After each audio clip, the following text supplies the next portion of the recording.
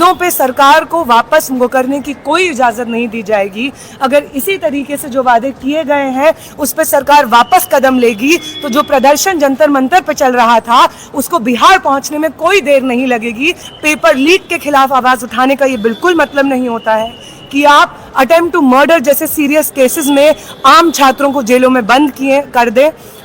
जो हमसे वादे किए थे यूनियन गवर्नमेंट के रिप्रेजेंटेटिव जेपी नड्डा में, उसमें एक वादा ये भी शामिल था कि जितने भी प्रदर्शनकारी हैं जिन्होंने पेपर लीक के खिलाफ प्रदर्शन किया है उनमें से किसी के भी ऊपर कोई भी केसेस दर्ज नहीं होंगे। जितने भी केसेस दर्ज हुए हैं वो वापस होंगे। लेकिन हम देखते हैं कि बिहार में 500 के करीब जो स्टूडेंट्स हैं अलग अलग जगहों पे अलग अलग जेलों में बंद हैं। हम देखते हैं कि पालीगंज के एमएलए कॉमरेड संदीप सौरभ को अरेस्ट कर लिया जाता है। यहाँ पे आइसा के प्रदेश अध्यक्ष और सचिव कॉमरेड धनंजय, कॉमरेड दीपांकर को अरेस्ट कर लिया जाता है। सबा जो कि पटना यूनिवर्सिटी की एक छात्रा है, आइसा की वहाँ पे सेक्रेटरी हैं, उनको अरेस्ट किया जाता है। कॉमरेड दिव्यम जो पटना यूनिवर्सिटी के छात्र हैं उनको अरेस्ट किया जाता है। और इसी तरीके से सिवान, सारण में तमाम जगहों पे वो स्टूडेंट्स जो सिर्फ प्रोटेस्ट कर रहे थे पेपर लीक के खिलाफ उन्हें अरेस्ट किया जाता है।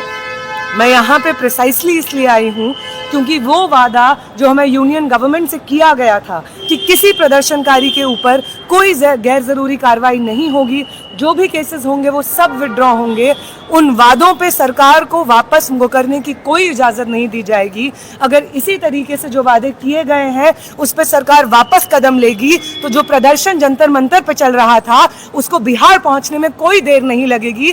किसी भी तरीके का प्रोसिक्यूशन, किसी भी तरीके का विच हंट जो इस वक्त छात्रों का यहाँ पे हो रहा है, प्रदर्शनकारियों का हो रहा है, बिल्कुल भी टॉलरेट नहीं किया जाएगा। पेपर लीक के खिलाफ आवाज उठाने का ये बिल्कुल मतलब नहीं होता है कि आप अटेम्प्ट टू मर्डर जैसे सीरियस केसेस में आम छात्रों को जेलों में बंद कर दें।